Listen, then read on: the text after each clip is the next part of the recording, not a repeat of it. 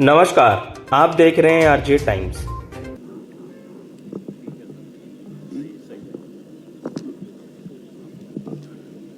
हमारे प्रभारी डॉक्टर रघु शर्मा साहब, भरत भाई सोलंकी साहब, हमारे पूर्व केंद्रीय मंत्री व पूर्व अध्यक्ष प्रदेश कांग्रेस कमेटी, पूर्व केंद्रीय मंत्री तुषार भाई चौधरी, सुरेश भाई पटेल जिला अध्यक्ष, विजय भाई पटेल, राजेंद्र सिंह जी कुंभावत, कमलेश भाई पटेल, दाया पटेल जी, राम भाई सोलंकी जी, इमरान मलिक जी और बाकी हमारे सम्मानित मंच उपस्थित भाइयों और बहनों, नौजवान साथियों। खेल ब्रह्मा में अभी रघु शर्मा जी कह रहे थे कि हम लोग अमर सिंह भाई चौधरी जी के साथ आए थे। रात का समय था, रात को पहुंचे थे, अमेरिका दौरे करते हुए आए थे और खेल ब्रह्मा में वो कामयाब भी हुए। तो दुर्भाग्य से अभी जो आपके विधायक थे, 3 बार विधायक आप लोगों को चुना, 3 बार वो चले गए पार्टी छोड़ के। ये जो मॉडल बनाया मोदी जी ने, अमित शाह जी ने, वो बहुत खतरनाक मॉडल है। सवाल ये नहीं कि अश्विनी कोतवाल चले गए, सवाल ये है कि जो आप लोग बैठे हैं, ऐसे हिंदुस्तान भर में जो मीटिंग होती है, अभी चुनाव चल रहे हैं गुजरात के अंदर, हिमाचल में, तो गरीब से गरीब आदमी भाग लेता मीटिंग के अंदर, और जो खड़ा होता है एमएलए, वो मंत्री बनता, मुख्यमंत्री बनता है, उसको गरीब के पास भी जाना पड़ता है वोट मांगने के लिए, उसके पैरों का हाथ लगाना पड़ता है। कोई बूढ़ा आदमी है, आशीर्वाद मांगता है, आशीर्वाद मांगता है, सिर पे हाथ रखवाता है, भाई मुझे आप वोट दो, कामयाब करो। ये मान सम्मान जो मिला हुआ गरीब को, अगर आप कल्पना करो, महात्मा गांधी, पंडित जवाहरलाल नेहरू, सरदार वल्लभ भाई पटेल, मौलाना अबुल कलाम आज़ाद, डॉक्टर अंबेडकर, अगर इनकी सोच नहीं होती लोकतंत्र की, जिसको कहते हैं वोटों का राज, तो गरीब आदमी की कदर नहीं होती, उनको कोई पूछता ही नहीं। गरीब आदमी का इसलिए मान सम्मान है कि उसको वोट मांगना पड़ता है नेताओं को, और गरीब आदमी के बाद में एक वोट का मालिक वो है। ये जो अभी चल पड़ा है सिलसिला 8 साल से, ये लोकतंत्र को बहुत कमजोर कर रहा है। बाबा साहब अम्बेडकर के संविधान की धज्जियां उड़ा रहा है। उसी का परिणाम है कि अश्विनी कोतवाल जी की हिम्मत हो गई छोड़ के जाने की, वरना हिम्मत नहीं होती। क्योंकि बीजेपी जो है, उसने ऐसे ऐसे निर्णय किए हैं, एक तरफा धन इकट्ठा हो रहा है उनके पास में, बाकी पॉलिटिकल पार्टियों को चंदा मिलता नहीं है, उद्योगपतियों का इलेक्ट्रल बॉन्ड बना दिए, वो जाते हैं 95% खाली बीजेपी के पास में। पैसे से वो फिर खरीदते हैं, लोगों को खरीदते हैं। जैसे बकरा मंडी में बकरे बिकते नहीं बिकते हैं ईद के वक्त में, उसी ढंग से एमएलए को खरीदने का काम शुरू कर दिया। बकरा मंडी की बकरों की तरह एमएलए को खरीद करके सरकारें पलट रहे हैं। तो फिर आप वोट दे तो जीता तो किसी को हो, वो पार्टी छोड़ के चले जाएगा, फिर जीता का मतलब क्या हुआ। अरुणाचल प्रदेश में शुरू किया इन्होंने, वहाँ पूरी सरकार कांग्रेस की थी, बदल दी पूरी सरकार को और बीजेपी की हो गई। वहाँ कर्नाटक के अंदर सरकार थी, एमएलए को बॉम्बे ले गए, 10 करोड़ 20 करोड़ दिए, 30 करोड़ दिए, सरकार बदल गई। मध्य प्रदेश के अंदर क्या हुआ, राजस्थान, मध्य प्रदेश, छत्तीसगढ़ जीते थे, वहाँ पे यही किया, 30-35 करोड़ एक एक एमएलए को दिए गए, 22 लोगों को ले गए बेंगलोर और सगा बदल गई, वहाँ पर कांग्रेस से बीजेपी हो गई। ये जो लोकतंत्र में आप बैठे हुए हो, ये मान सम्मान आपका तभी तक है जब ये वोटों का राज कायम है। अगर धनबल के आधार पर सरकारें बदलेंगे, ये वो लोग वोटों का राज कैसे रहेगा काम, लोकतंत्र कायम कैसे रहेगा? जिसको 70 साल हो गए, आज अगर नरेंद्र मोदी जी प्रधानमंत्री बन पाए हैं तो इसलिए बन पाए, कांग्रेस ने हिंदुस्तान में लोकतंत्र को मजबूत किया। पाकिस्तान हमारे साथ आज़ाद हुआ था, बार बार सैनिकों का शासन, वोटों का राज खत्म, बार बार तानाशाही का शासन होता वहाँ पर। हमारे यहाँ चाहे भले इंदिरा गांधी हार गई हो, अटल बिहारी वाजपेयी हार गए हों, नरसिम्हा जी हार गए हों और सोमिया जीतने वाले को, ये हमारी बहुत बड़ी खूबी रही है देश के अंदर। ये जो मामला अभी जो हो रहा है, राजस्थान में पूरी कोशिश कर ली उन्होंने।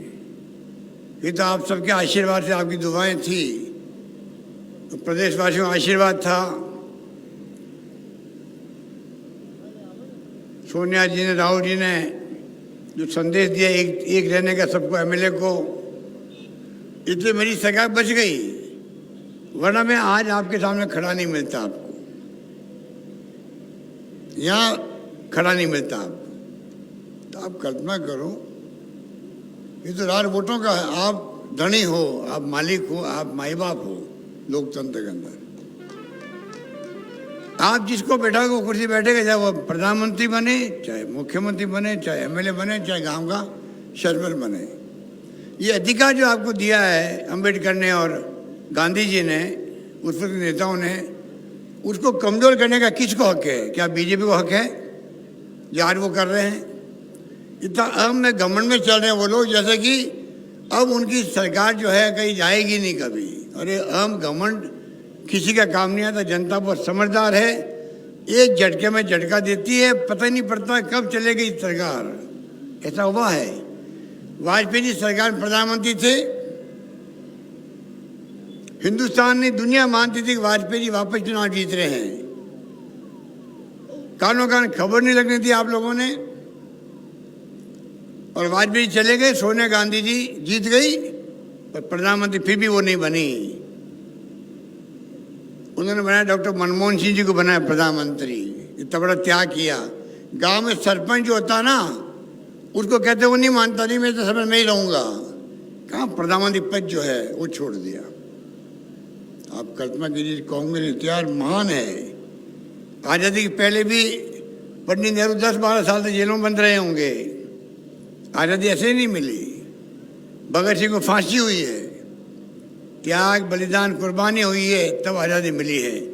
आज़ादी के बाद में इंदिरा गांधी की हत्या हो गई, सीना छलनी हो गया उनका, फिर खालिस्तान नहीं बनने दिया उन्होंने, हिंदुस्तान को एक अखंड रखा। राजीव गांधी शहीद हो गए। आप कल्पना करो, ये क्या तुलना करेंगे? सरकार बनाना एक बात है, तो आज कांग्रेस राष्ट्रीय पार्टी है, सभी जाति, सभी वर्ग, सभी धर्मों के साथ लेकर चलने वाली पार्टी है।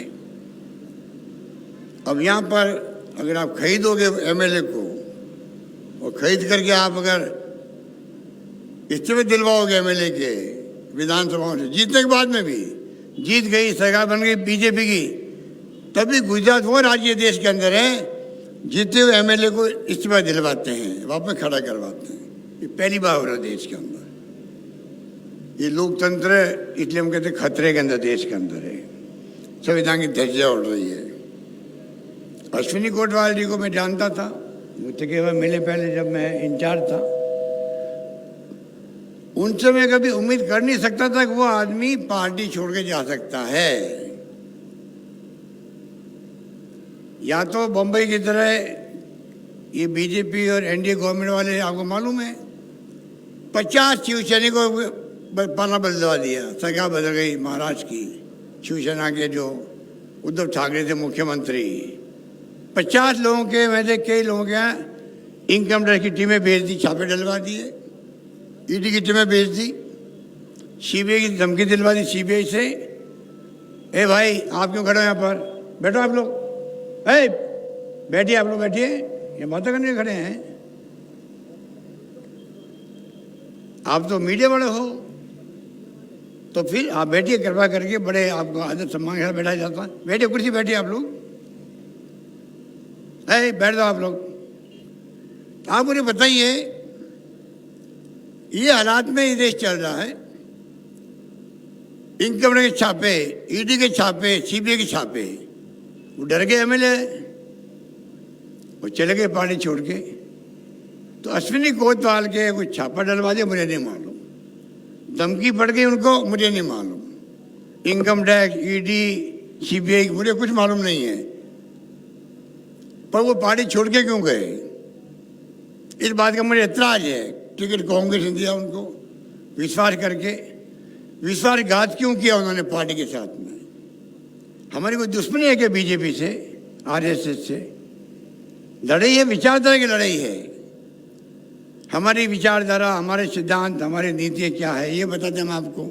वो अपनी नीतियाँ बताए आपको, फैसला आप करते हो। तो पार्टी पाला बदल दो, ये कहाँ लिखा हुआ है? इसलिए मैं कहना चाहूँगा, बहुत हालात खराब है देश के अंदर।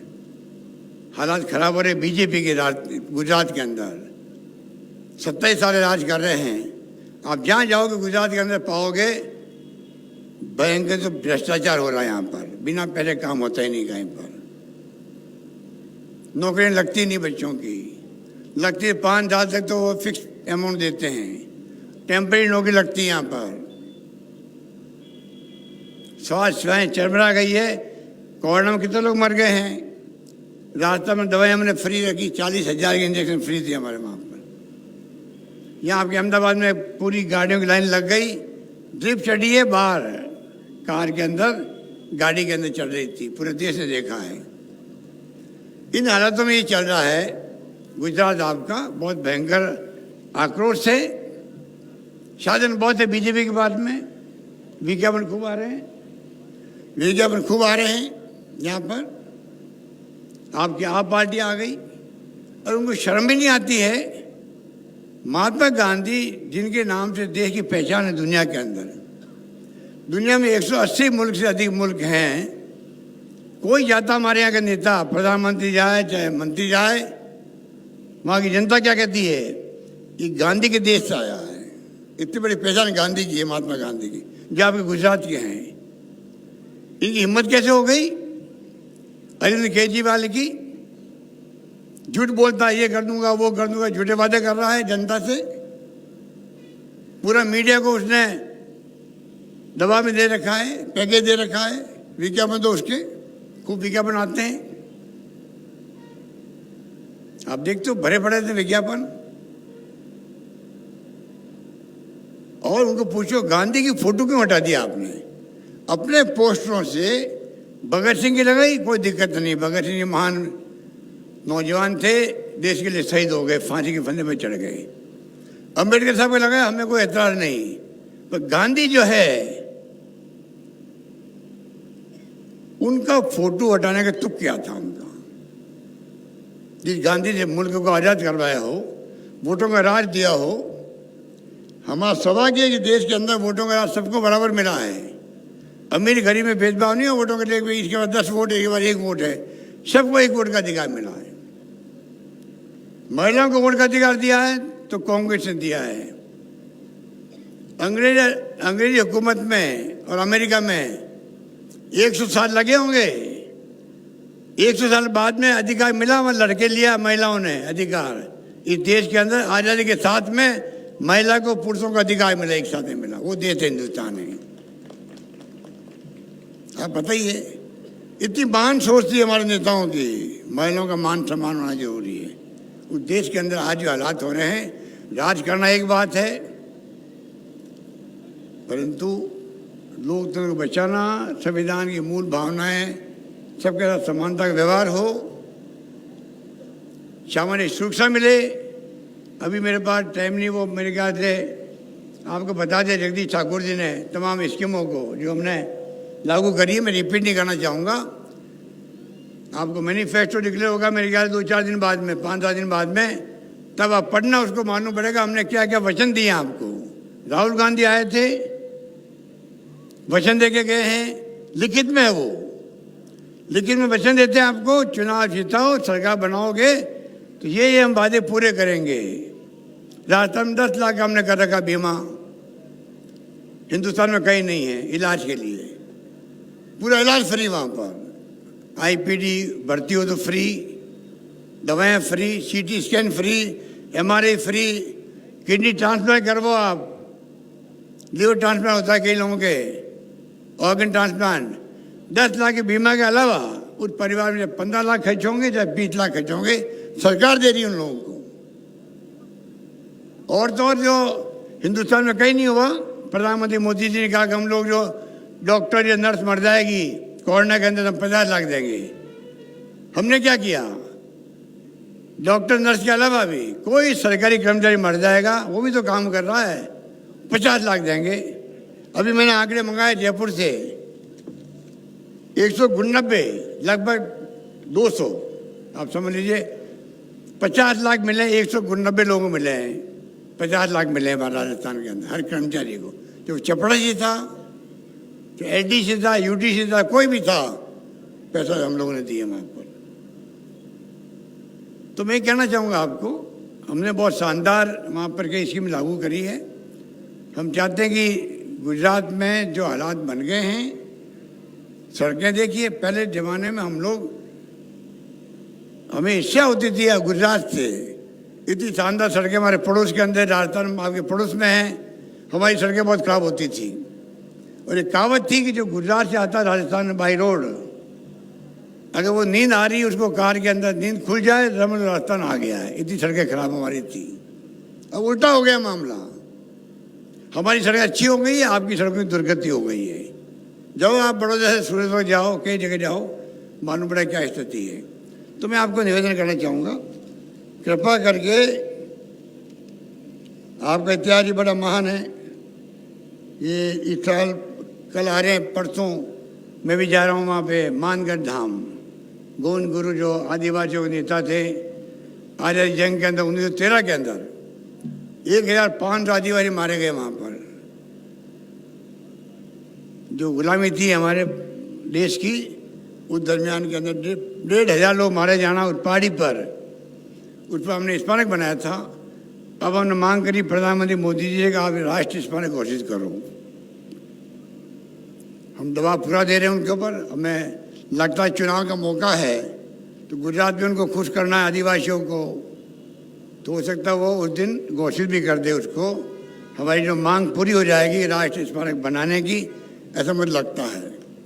पर आपके, मैंने सुना इस साल भी जो है पहाड़ ददबाव के, वो आपका जगह का नाम है यहाँ पर, अंग्रेजों द्वारा किए गए आदिवासी, वहाँ भी कोई 100 साल पहले, 100 साल पूरे हो गए आपके यहाँ भी कोई नरसंहार हुआ था, कई लोगों की जान चली गई थी, उनके 100 साल पूरे हो गए हैं। तो ये बात बताती है कि आदिवासी उस जमाने के अंदर भी, अंग्रेजों के राज के अंदर भी यहाँ पर आदिवासियों में जागृति थी।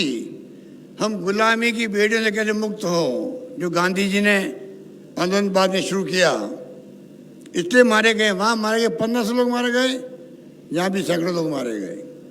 तो मैं तो कल यही कहना आया हूँ आपको, कृपा करके आप लोग जो चले गए वो चले गए, नया उम्मीदवार आएगा, आप में से आएगा, आप उसको आशीर्वाद दें और एक झटका दें बीजेपी को।